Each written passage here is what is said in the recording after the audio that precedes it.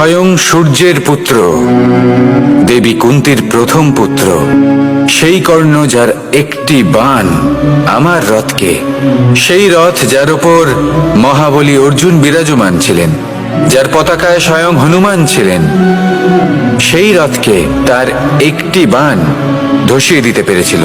সেই কর্ণ যুদ্ধক্ষেত্রে নিজের সমাপ্তির সম্মুখীন হলেন। কারণ কি ছিল? দুর্যোধনের সাথে বন্ধুত্ব রাখার জন্য? তার অনুচিত কর্মে কোনোদিন কোনো প্রতিবাদ করেননি, তাকে সঙ্গ দিয়েছেন এই নির্বাচন। যখন দ্রৌপদীর বস্ত্রহরণ হচ্ছিল,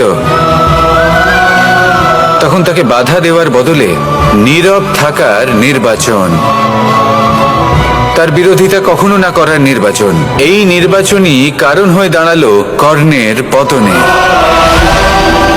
এই সংসারে সবার উপকার আপনি স্বীকার করতে পারেন, তাকে সম্মানও করতে পারেন, কিন্তু তার সামনে এতটাও নত হবেন না যে নিজের অন্তর্মনের কথাটা আপনি শুনতে না পান।